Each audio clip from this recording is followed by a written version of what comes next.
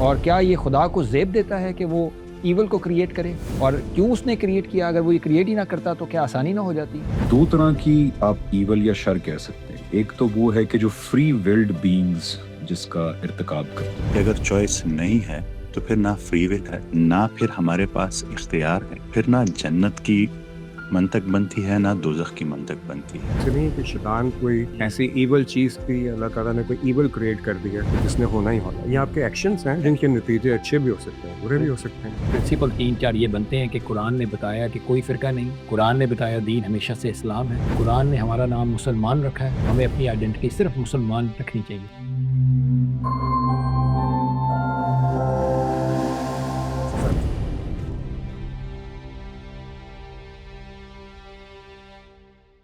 السلام علیکم ویورز، عام انسان اور دین کا ہوسٹ ڈاکٹر عثمان اپنے ساتھیوں کے ساتھ آپ کی خدمت میں حاضر ہے. جیسا کہ آپ جانتے ہیں ہمارے سوالوں کا سلسلہ چل رہا ہے اور ہم چھوٹے چھوٹے سوال قرآن مجید کے سامنے رکھتے ہیں اور ان سے روشنی اور تعلیم حاصل کرتے ہیں کہ کیا ہدایت قرآن ہماری کرتا ہے ان سوالوں پہ جو اکثر ہمارے ذہنوں میں ہوتے ہیں. اس سلسلے میں بڑی جامع گفتگو ہوئی ہماری پچھلی قسط میں، جس میں ہم نے ڈسکس کیا تقدیر، تدبیر، امتحان کی کیا نوعیت ہے، کیسے امتحان ہو رہا ہے، اللہ کے علم کی کیا حقیقت ہے اور ہمارے عمل کی کیا حقیقت ہے. تو یہ بڑی جامع ڈسکشن ہوئی. اسی ڈسکشن کے سے ایک اور سوال پیدا ہوا، وہ یہ کہ کیا یہ ایول جو ہے اس دنیا میں، شیطان ہے، برائی ہے، قتل و غارت ہے اور جتنی بھی بری فورسز ہیں، ایول فورسز ہیں، کیا ان کا بھی خالق خدا ہے؟ اور کیا یہ خدا کو زیب دیتا ہے کہ وہ ایول کو کریٹ کرے؟ اور کیوں اس نے کریٹ کیا؟ اگر وہ یہ کریٹ ہی نہ کرتا تو کیا آسانی نہ ہو جاتی؟ تو یہ ایک کوسچن جو ہے یہ سامنے آیا ہے، تو ہم یہ سوال رکھتے ہیں اپنے حاضر جو ہمارا پینل ہے اس کے سامنے. تو میں حمزہ بھائی آپ ہی کے پاس آتا ہوں، آپ اگر اس پہ روشنی ڈالیں تو پلیز. دیکھیں، اس میں دو تین ایسپیکٹس ہیں اس بات کے. ایک تو یہ ہے کہ ایول کیوں ایگزسٹ کرتی ہے. تو دیکھیں، جیسے اللہ تعالیٰ نے ہمیں بنایا ہے یا جب ہم بھی آرٹیفیشل انٹیلیجنس بناتے ہیں تو اس کے اندر کسی چیز کا کانسیپٹ حاصل کرنے کے لیے ہمیں اس کے اپوزٹ کا پتہ ہونا ضروری. فار ایگزامپل، اگر کبھی رات نہ ہوتی یا اندھیرا نہ ہوتا تو ہمارے لیے ڈے یا ڈے لائٹ، دن یا دن کی روشنی نہ ہوتی، وہ ایک نارمل چیز ہوتی. کیونکہ ہمیں رات کا اور اندھیرے کا شعور ہے، ہمیں پتہ ہے کہ وہ کیا چیز ہے، اس لیے ہم ڈسٹنگوش کرتے ہیں کہ اچھا یہ ڈے لائٹ ہے اور یہ رات ہے یا اندھیرا ہے. اسی طرح کوئی چیز گڈ ہے، اچھی ہے، اٹس گڈ، رائچس، ہمیں کیسے پتا کہ وہ رائچس ہے یا گڈ ہے؟ اگر ہمیں ایول نہ پتا ہو کیا ہے تو ہمارے لیے گڈ گڈ نہیں ہوگا. Good would be just a eternal state of being. مطلب there is no good, there is no righteous, it's just the way things are. تو اس لیے evil is not itself probably anything, but it is the opposite of good. بالکل ٹھیک. اس لیے یہ exist کرتا ہے تاکہ شعور آئے ان چیزوں کا کہ کیوں ہیں چیزیں. اب دو طرح کی آپ ایول یا شر کہہ سکتے ہیں. ایک تو وہ ہے کہ جو فری ولڈ بینگز جس کا ارتکاب کرتے ہیں، وہ تو بہت ہی کلیئر کٹ اس میں ایکسپلینیشن ہے کہ ظاہری بات ہے جب خدا نے فری ولڈ بینگز بنائے تو اس کا ایک نیچرل رزلٹ یہ ہے کہ فری ولڈ بینگز کے پاس چوائس ہوگی کہ وہ ایک کام کریں یا اس کا اپوزٹ کام کریں. آج بھی ہم جب آرٹیفیشل انٹیلیجنس کو کانسیپٹ سمجھاتے ہیں تو بہت ماڈلز کے اندر وی پریزنٹ اپوزٹس ٹو دیم، اور پھر ان کو پتا ہوتا ہے کہ جی ایک یہ کانسیپٹ ہے اور اس کا اپوزٹ یہ کانسیپٹ ہے. تو اگر فری ول بینگز بنائے ہیں اور ان کو چوائسز دی ہیں تو وہ بائی ڈیفینیشن فری ول ہو ہی نہیں سکتی کہ اگر میں ایک کام کر سکتا ہوں لیکن میں اس کو اپوزٹ چوز نہیں کر سکتا. یعنی ہاؤ از اٹ پاسبل کہ فری ول بینگ صرف گڈ ہی کا ادراک رکھتا ہے، صرف گڈ کام ہی کر سکتا ہے اور اس کو دوسری چیز کا شعور ہی نہیں ہے اور آپشن ہی نہیں ہے. تو یہاں وہ پورا مقدمہ فیل ہو گیا کہ فری ورلڈ بینگز بنائے ہیں، صحیح اور غلط کا شعور دیا ہے، پھر ان میں ٹینڈنسی رکھی ہے کہ فجورہا و تقواہا، کہ وہ اچھا راستہ اختیار کریں، برا راستہ اختیار کریں.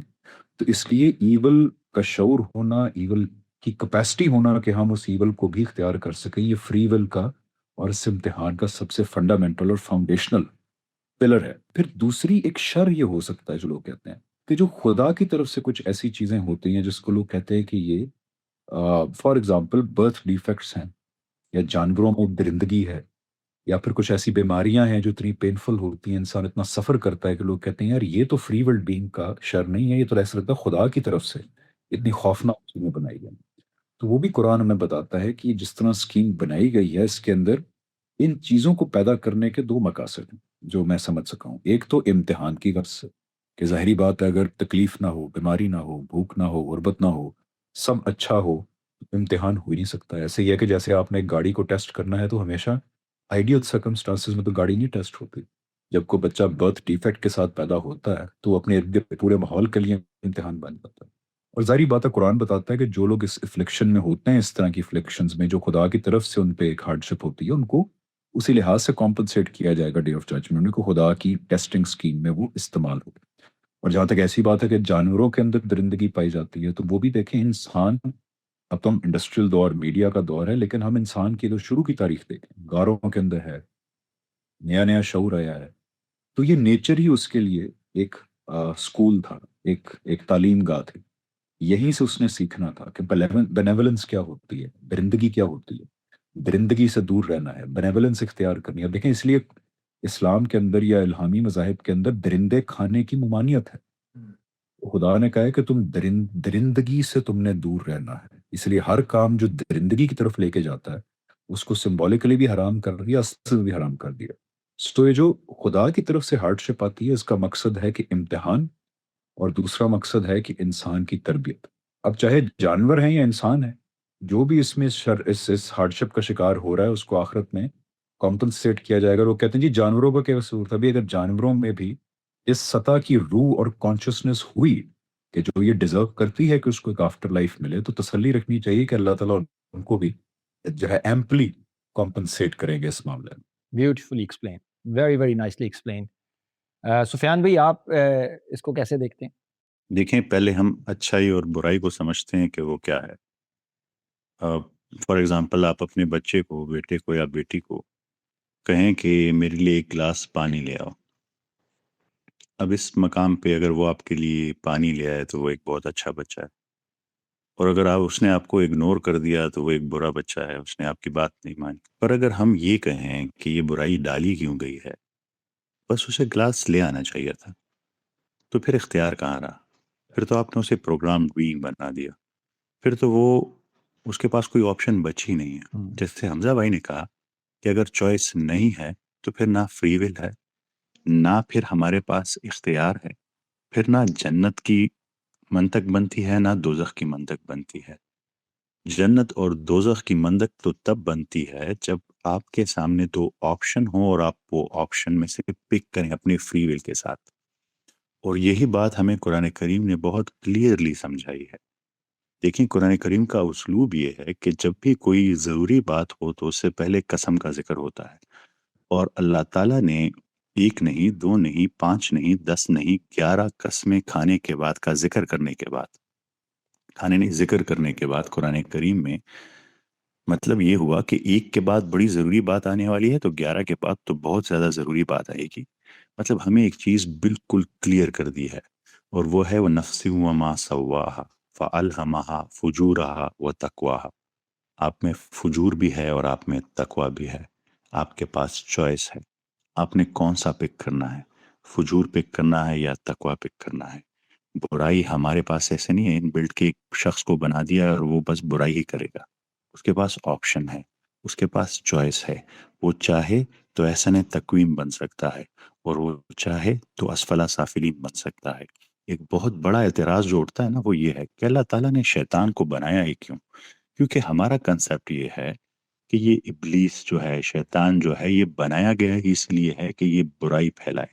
نہیں، وہ ایک جن ہے. قرآن کریم بڑا کلیئرلی بیان کرتا ہے جنات کے پاس بھی فری ول ہے، اس کے پاس آپشن ہے. اس کے پاس آپشن ہے، وہ اچھائی کرتا تھا تو اچھائی ملتی، اس برائی کرتا تو اسے برائی ملتی. اس نے اپنی مرضی سے بنایا، چوز کیا ہے کہ وہ کیا بننا چاہتا ہے. اللہ تعالیٰ نے ابلیس کو بلٹ ان برا نہیں بنایا، پر اس کو فری ول دی ہے. اور یہ یاد رکھیے گا کہ شیاطین جب اللہ تعالیٰ کہتا ہے تو وہ انسانوں میں بھی ذکر کرتا ہے اور جنات میں بھی ذکر کرتا ہے. اور وہ کیٹیگرائزیشن اسی بیسس پہ ہے کہ جس میں فجور ڈالا گیا ہے اور تقوی ڈالا گیا ہے، وہ کس چیز کو پک کرتا ہے. تو سادہ سا جواب یہ ہے کہ اگر آپ کسی چیز میں چوائس ہٹا ہی دیں گے، اس میں برائی کا آپشن رکھیں گے ہی نہیں، پھر تو وہ پروگرام بینگ ہوا، پھر تو اس کی اچھائی برائی کا کوئی فائدہ نہیں، پھر اس کے جنت دوزخ کا کوئی فائدہ نہیں. بالکل ٹھیک، بالکل کلیئر، بالکل واضح ہو گیا.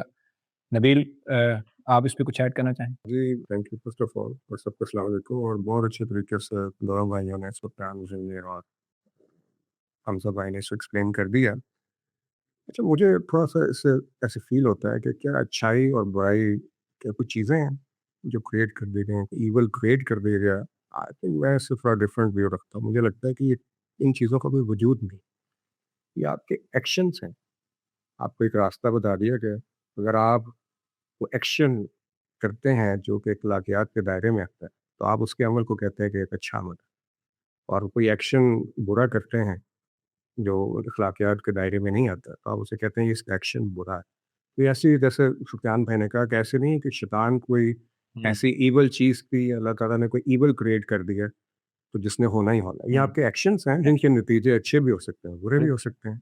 اور دوسری بات یہ کہ ایبسلیوٹلی امتحان ہے، امتحان اس کے بغیر آپشن سے بغیر ہو نہیں سکتا۔ اگر کسی ایگزامینیشن ہال میں سارے آپ کو پتہ چل جائے کہ سارے اسٹوڈنٹس پاس ہی ہوں گے، ہاں انہوں نے پاس ہی ہونا ہے، تو آپ ایگزام تو نہیں لیں گے نا، اس میں تو پاس اور فیل چوائس ہوتی ہے، محنت کر کے آپ جاتے ہیں، وہ ان کے درمیان امتحان برپا کرتے ہیں تبھی ہوتا ہے۔ بالکل ٹھیک، اگر شاور کے سامنے کتاب کھول کے رکھ دیں گے اور انہوں نے اس کو صرف کاپی کر کے لکھنا ہوگا تو پھر تو وہ امتحان نہیں رہے گا۔ تو یہ اس کو اس لیے بیسکلی بات ہے۔ بالکل ٹھیک ہے۔ آئی تھنک اس پہ بڑی اچھی ڈسکشن ہو گئی، اور جی یہ اس پہ اکثر ناقدین یہ کہہ سکتے ہیں کہ جی اچھا اگر خدا نے ایول ہونے کی اجازت دی یا پھر اس اسکیم کے اندر ایول کو رکھا، does that make god evil himself if he is the creator of شر؟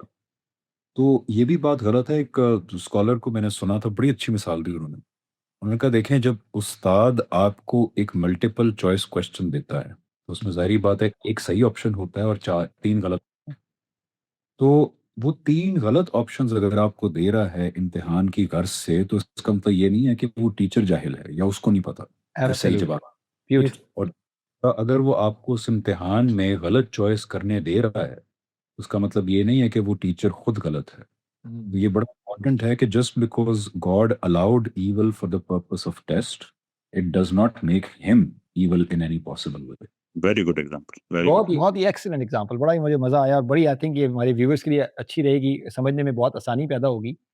میں یہ سمجھا ہوں کہ جو ہم نے بات کی ہے کہ ایول کے بارے میں، اچھائی اور برائی کے بارے میں، اس کے دو پہلو ہیں، جو کہ ایک تو یہ پہلو ہے کہ اللہ تعالیٰ نے چیزوں کو پیئرز میں پیدا کیا۔ اللہ تعالیٰ سورہ رحمان میں فرماتے ہیں کہ فیہما من کل فاکہۃ زوجان، کہ میں نے چیزوں کو پیئر میں پیدا کیا، تو دن کا پیئر رات ہے، اسی طریقے سے نر کا پیئر مادہ ہے، اسی طریقے سے اچھائی کا پیئر برائی ہے۔ تو یہ پرسپیکٹیو کے لیے ضروری ہے، جس پہ پہلے روشنی ڈالی حمزہ بھائی نے، کہ اگر برائی نہ ہوتی تو اچھائی کا سمجھ ہی نہ آتی۔ تو یہ ایک تو وجہ یہ ہے کہ یہ پرسپیکٹیو ہمیں ملتا ہے اچھائی اور برائی کا۔ دوسرا اس کا پہلو امتحان ہے۔ اگر امتحان میں وہ آپشن ہوتی نہ غلط رستے پہ جانے کی تو پھر وہ امتحان ہی نہ رہتا۔ تو جیسے کہ نبیل بھائی نے بھی اس پہ توجہ دلائی اور سفیان بھائی نے بھی توجہ دلائی کہ یہ کیونکہ ہماری فری ول کا تقاضا ہے، امتحان کا تقاضا ہے کہ جب انسان کو فری ول دے دی گیا تو اب اس کو اوپن چوائس دی جائے، صحیح رستے کی طرف بھی اور غلط رستے کی طرف بھی۔ اور تیسرا پہلو جو اجاگر کیا حمزہ بھائی نے وہ یہ کیا کہ بعض دفعہ جس کو ہم بری چیز سمجھتے ہیں یا ایول سمجھتے ہیں، جیسے کوئی بہت سخت بیماری آ گئی ہے یا کوئی آفت آ گئی ہے، سیلاب زلزلہ آ گیا ہے، تو اس میں ایک پہلو امتحان کا یہ بھی ہوتا ہے کہ اللہ تعالیٰ یہ دیکھتے ہیں کہ تکلیف میں میرا بندہ کیسے مجھے پکارتا ہے، کیسے رجوع کرتا ہے، اور وہ شکر کا، اور بعض دفعہ وہ امتحان بن جاتا ہے صبر کا۔ تو صبر کے امتحان کے لیے ضروری ہے کہ ایک مشکل سچویشن میں کسی وقت انسان کو ڈال کے دیکھا جائے کہ وہ کیسے رسپانس دیتا ہے۔ اور کیونکہ اللہ انصاف پسند ہے تو اگر انسان کو کسی دنیا میں تکلیف آئی ہے اللہ کی طرف سے اس کے امتحان کی حیثیت سے، تو جب اس کا آؤٹ کم نکلے گا تو یہ ساری جو حالات ہیں اس کو اللہ تعالیٰ کنسیڈر کریں گے اس کے رزلٹ میں۔ تو اگر کسی نے زیادہ ہارڈشپ سے گزرا ہے کوئی شخص، تو اس کے جو امتحان ہوگا یا اس کا اینڈ پہ جو رزلٹ نکلے گا اس میں اس کی کنسیڈریشن ہوگی، اللہ کے انصاف کا تقاضا ہے یہ، اور اللہ تعالیٰ نے اس کو قرآن میں کئی جگہ پہ بیان کیا ہے۔ تو آئی ہوپ کہ ویورز آپ سب کے لیے اس میں بڑی آسانی سے آپ کو یہ سمجھ بھی آ گیا ہوگا، اور اس میں آپ سب اس سے ایگری بھی کریں گے، اور اگر آپ کے پھر بھی کوئی کمنٹس ہوں، کوئی سوالات ہوں تو آپ ضرور اس کو نیچے لکھیے اور ہم اس کو اگلے پروگرام میں ضرور لیں گے۔ اسی سے ایک تعلق بنتا ہے ایک چھوٹے سے سوال کا، بس اس کے بعد ہم یہ پروگرام کو کلوز کرتے ہیں۔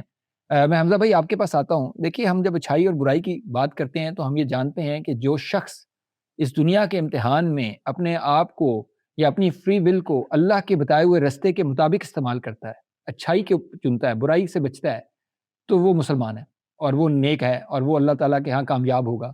یہ تو بات سمجھ میں آتی ہے. لیکن جب میں سوچتا ہوں کہ میں ایک مسلمان ہوں تو پھر میں جب اس دنیا کی طرف دیکھتا ہوں تو مجھے تو بہت طرح کے مسلمان نظر آتے ہیں. کوئی اپنے آپ کو کہتا ہے کہ میں شیعہ مسلم ہوں، کوئی کہتا ہے میں سنی مسلم ہوں، کوئی کہتا ہے میں اہل حدیث مسلم ہوں، کوئی کہتا ہے میں احمدی مسلم ہوں، کوئی کچھ کہتا ہے، کوئی کچھ کہتا ہے، اور سارے یہ کہتے ہیں کہ ایک فرقہ ہے جو جنت میں جائے گا. سارے فرقے یہ دعویٰ کرتے ہیں کہ ہم جنت میں جائیں گے. تو یہ جب میں باہر نکلتا ہوں تو میں بڑا کنفیوز ہو جاتا ہوں. اس کے بارے میں ہم اپنے ویورز کی کیسے رہنمائی فرما سکتے ہیں کہ اللہ تعالیٰ نے قرآن میں اس بات کو موضوع بنایا ہے، اور کس طرح سے ہم جانیں کہ کیا ہم صحیح مسلمان ہیں یا صحیح والے مسلمان ہیں یا نہیں؟ تو آپ کی کیا رائے ہے؟ بڑا امپورٹنٹ سوال ہے، بیکاز اکثر ینگ لوگوں کے خاص طور پہ ذہن میں بہت ہوتا ہے. بیکاز اب یوٹیوب سے بہت ڈفرینٹ نقطۂ نظر سامنے آتے ہیں تو پوچھتے ہیں کہ اچھا یار اتنے فرقے ہیں، کون سا ٹھیک ہے. اور پلس وہ ایک حدیث بھی بہت پاپولر ہوئی ہے کہ میری امت میں 72 فرقے ہوں گے، ان میں سے ایک جنت میں جائے گا، جو ایکسپرٹ محدثین کے نزدیک بھی حدیث کی جو صحت ہوتی ہے اس پہ پورا وہ نہیں اترتی. وہ والی حدیث جو ہے انفارچونیٹلی وہ بہت پاپولر ہوئی ہے. قرآن اس بارے میں بالکل رہنمائی کرتا ہے، اور قرآن جو ہے ایک بیسک پرنسپل دیتا ہے جو مجھے ذاتی طور پہ بہت پسند ہے، کیونکہ وہ نہ صرف مسلمانوں کے اندر کی جو فرقے کی چوائس ہے کہ پتہ نہیں کون سا فرقہ ٹھیک ہے اس کو بھی ایک سیٹسفیکٹری آنسر دیتا ہے، اور اس ایشو کو بھی کہ یار یہ ڈفرینٹ مذاہب کے لوگ ہیں، کیا صرف مسلمان ہی جنت میں جائیں گے، باقیوں کو کیا ہوگا اگر باقی بڑے اچھے لوگ ہیں. دیکھیں قرآن دو پرنسپلز دیتا ہے. ایک تو یہ دیتا ہے، اللہ تعالیٰ فرماتے ہیں کہ قیامت کے دن میرے سامنے وہ انسان سکسیسفل ہوگا جو میرے سامنے ایک قلب سلیم لے کے آئے گا، یعنی کہ ایک سنسیر اور صاف دل، جس سے یہ معلوم ہوتا ہے کہ انسان جو بھی نقطۂ نظر اپنائے زندگی میں خدا سے متعلق، موریلٹی کے متعلق، اس کے اندر اٹ موسٹ سنسیریٹی ہونی چاہیے، دیانتداری ہونی چاہیے. پھر قرآن ہمیں یہ بھی رہنمائی کرتا ہے کہ لیبلوکم فیما آتاکم، کہ جس کو جو عطا کیا گیا، جتنا علم دیا، جتنا ایکسپوجر دیا، اس کا اسی کے تحت احتساب ہوگا اور اکاؤنٹیبلٹی ہوگی قیامت کے دن. اس سے دو چیزوں کو جب آپ ملاتے ہیں تو ثابت یہ ہوتا ہے کہ اچھا جتنا علم مجھے دیا، ایکسپوجر دیا، اسی کے مطابق میں نے فیصلہ کرنا ہے، اور فیصلہ میں نے کرنا ہے کمپلیٹ دیانتداری کے ساتھ، جس کا مطلب یہ ہے کہ میرے فیصلوں کے اوپر کہ کیا اپنانا چاہیے کیا نہیں اپنانا چاہیے کوئی بائس کا پولوشن نہ ہو. یعنی میں کسی ایسی چیز کو اس لیے رد نہ کر دوں کہ کوئی مجھے پسند نہیں ہے، وہ میرے کسی دنیاوی مفاد کے خلاف جا رہی ہے، یا ہر انسان کو اپنے گروہ کا، قبیلے کا، ملک کا ایک تکبر ہوتا ہے کہ میرا ملک، میرا قبیلہ، میرا گروہ، میرا فرقہ. کسی چیز کو میں اس لیے ریجیکٹ نہ کر رہا ہوں کہ صرف کیونکہ یار میرے فرقے یا میرے فیورٹ اسکالر کے خلاف کو بات ہے. تو ان تمام اخلاقی پولوشن سے بالاتر ہو کے سچائی کا سچا طالب بن کے انسان صرف اپنی سنسیریٹی کے اوپر فوکس کرے. اس کے بعد خدا، قرآن کا خدا تو یہ کہتا ہے کہ سنسیریٹی کے باوجود اگر آپ کو کوئی علمی غلطی لگ گئی تو اللہ تعالیٰ اس کو نہ صرف معاف کریں گے بلکہ اس کے اوپر بھی آپ کو ایک درجہ ثواب مل جائے گا. آپ صلی اللہ علیہ وسلم سے ایک صحابی نے پوچھا نا کہ یا رسول اللہ اگر میں یہ کروں، دیانتداری سے ہی کروں، لیکن پھر بھی خدا سے متعلق کوئی فیصلہ کرنے کے اندر میرے سے وہ غلطی ہو جائے، آپ صلی اللہ علیہ وسلم کو اس غلطی کا بھی اللہ تعالیٰ ایک تمہیں ثواب دے لیں گے.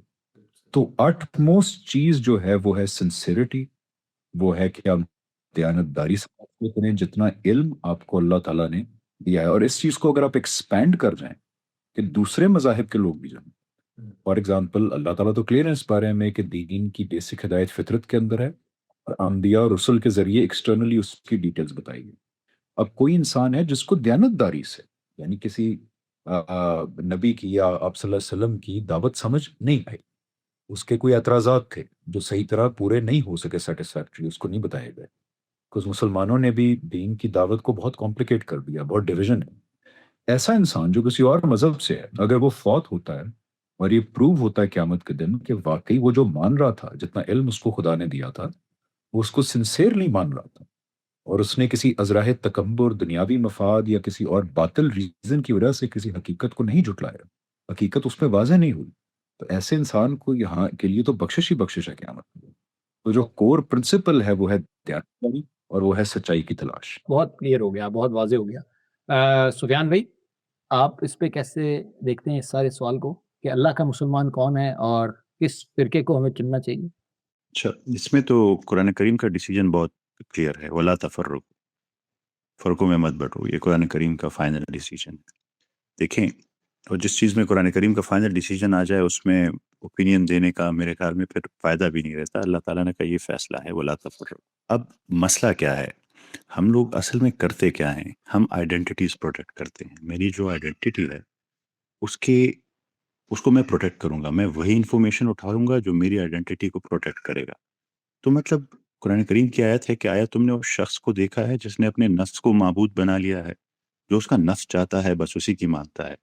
تو جب آپ آئیڈینٹی کو پروٹیکٹ کرتے ہیں نا، چاہے وہ فرقے کے بیس پہ ہو، چاہے وہ ملک کے بیس پہ ہو، علامہ اقبال کا ایک شعر ہے وہ بہت خوبصورت ہے جو ان چیزوں کو، وہ کہتے ہیں کہ اس دور میں اور ہے جام اور ہے جم اور، یعنی اس دور کی جو یہ گناہ ہیں یہ بالکل الگ ہیں جو اس دور کے سمجھے۔ اس کا وہ لاسٹ فکر مجھے بڑا پسند ہے، وہ کہتے ہیں کہ ان تازہ خداؤں میں بڑا سب سے وطن ہے، جو پیرہن اس کا ہے وہ مذہب کا کفن ہے۔ کہ آپ ملک کی محبت میں یا کسی فرقے کی محبت میں یا کسی آئیڈینٹی کی محبت میں اتنا کھو جاتے ہیں کہ آپ مذہب کو کفن پہنا دیتے ہیں۔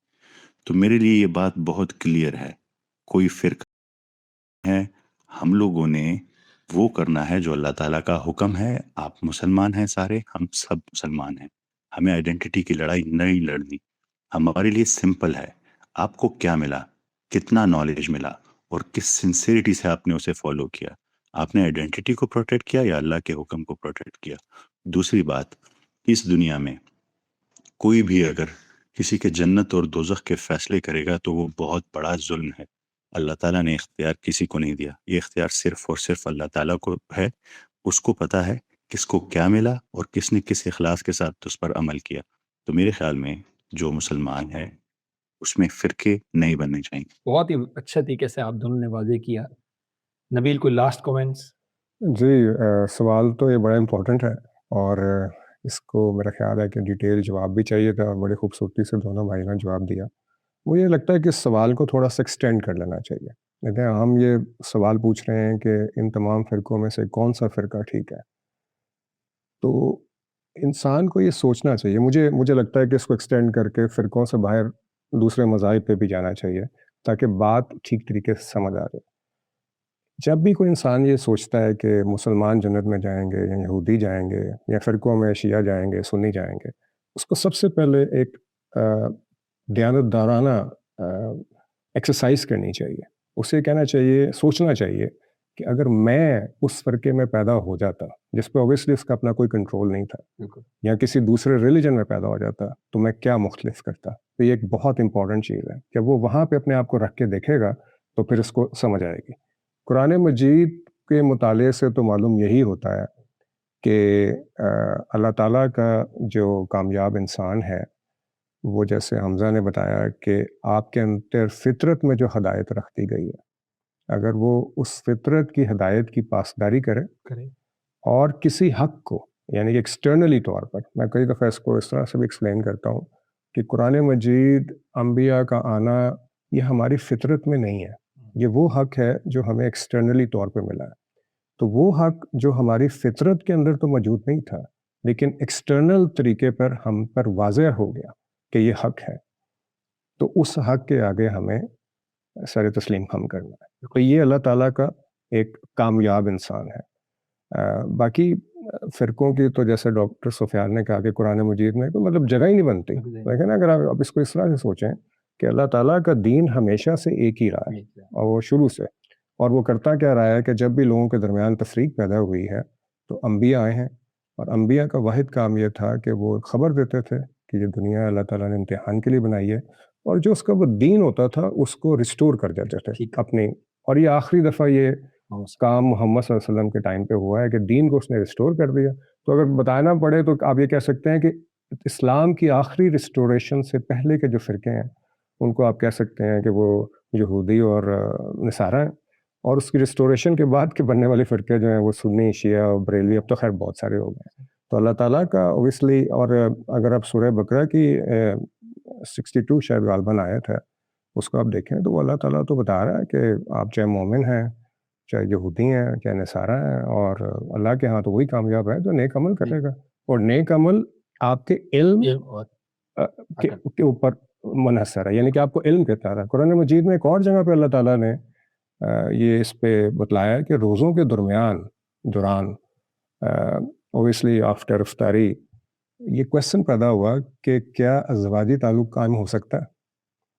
اچھا، اللہ تعالیٰ کے ہاں ازدواجی تعلق بالکل قائم ہو سکتا ہے، لیکن وہاں صحابہ کے ذہن میں کلیئرٹی نہیں تھی. اب وہ تذبذب کا شکار تھے. ان کے نزدیک ازدواجی تعلق جو ہے وہ قائم کرنا ٹھیک بات نہیں تھی. تو اللہ تعالیٰ نے وہاں یہ بتایا کیونکہ وہ ان کا علم تھا، تو ان کا امتحان اگرچہ کہ وہ ٹھیک نہیں تھی بات، لیکن کیونکہ وہ اس کو ٹھیک سمجھتے تھے تو ان کا امتحان اس کے مطابق ہوگا. بالکل ٹھیک ہے، بالکل آپ نے اس کو واضح کر دیا. جی میں ایڈ کر دوں، یہ بہت پیاری بات کی نبیل بھائی نے کہ واقعی یہ قرآن کے اندر آیا ہے. جب صحابہ کو کچھ صحابہ کو یہ غلطی لگ گئی کہ شاید اللہ تعالیٰ نے پورے رمضان میں بیویوں سے تعلق کو حرام کیا ہے، تو ان میں سے کچھ جو ہیں وہ پھر بھی گئے بیویوں کے پاس. تو اللہ تعالیٰ کی بڑی محبت بھری آیتیں اس وقت پہ کہ اللہ نے تمہیں معاف کیا، اللہ نے تم پہ کرم کیا. آلدو واقعی نبیل بھائی کہہ رہے ہیں یہ الاؤڈ تھا. بالکل. ان صحابہ سے پوچھا گیا کہ جب تم دل سے یہ مان رہے تھے کہ الاؤڈ نہیں ہے، حالانکہ غلطی پہ تھے، الاؤڈ ہے، تو پھر تم نے کیوں کیا ایسے؟ یہ ثابت ہوا کہ جو دل سے ٹھیک مان رہے ہیں وہ علمی طور پہ اگر غلط بھی ہے فیکچولی اسپیکنگ تو اس میں عمل کرنا ضروری ہے. اس پہ ایک ناقدین پوائنٹ اٹھا سکتے ہیں کہ جی آپ تو بڑا کہہ رہے ہیں سارے کہ جی دل میں سب ٹھیک ہونا چاہیے، مذہب میٹر نہیں کرتا، لیکن قرآن تو ایک آیت میں کہہ رہا ہے کہ قیامت کے دن اسلام کے علاوہ کوئی اور دین قبول نہیں کیا جائے گا.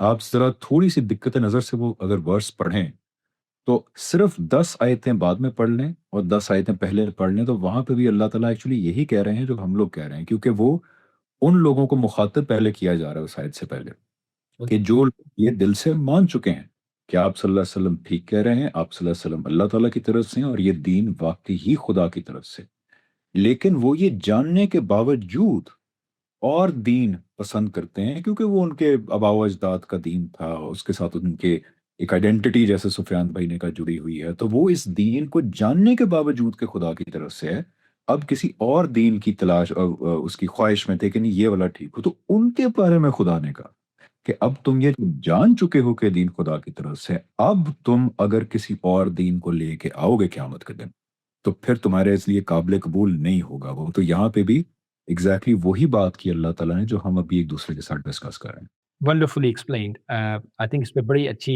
ہماری ڈسکشن ہو گئی. ہم اس کا پرنسپل 3-4 یہ بنتے ہیں کہ قرآن نے بتایا کہ کوئی فرقہ نہیں، قرآن نے بتایا دین ہمیشہ سے اسلام ہے، قرآن نے ہمارا نام مسلمان رکھا ہے تو ہمیں اپنی آئیڈینٹی صرف مسلمان رکھنی چاہیے.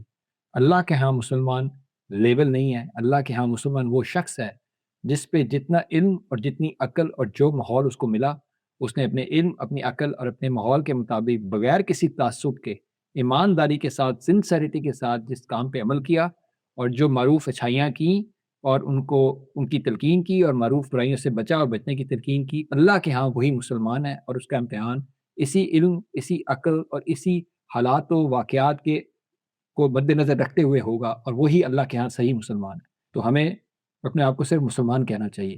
اور دوسرا جو مجھے بہت انٹرسٹنگ پہلو لگا اس میں جو حمزہ بھائی نے ایکسپلین کیا کہ یہ جو مختلف فرقے ہیں، جب ہم حقیقت جان جاتے ہیں کہ اسلام کیا ہے اور مسلمان کیا ہے تو پھر یہ فرقے ہمارے لیے ایک علم کا سورس اور ایک خوبصورتی بن جاتے ہیں کہ پھر ہم یہ جانتے ہیں کہ مختلف علماء اکرام مختلف چیزوں کو کیسے دیکھتے ہیں، تو اس سے ہماری علم میں مزید اضافہ ہو سکتا ہے. تو اس کو بغیر کسی تعصب کے خوشی سے پڑھنا چاہیے اور جس فرقے کی بات ہمیں عقل کے زیادہ قریب لگے اس کو اپنا لینا چاہیے. اور ایسا بالکل پاسبل ہے کہ کسی ایک الجھن میں مجھے کسی ایک فرقے کی بات زیادہ مناسب لگے، زیادہ عقل پہ مبنی لگے، اور کسی ایک الجھن کے مطابق کسی اور فرقے کی بات.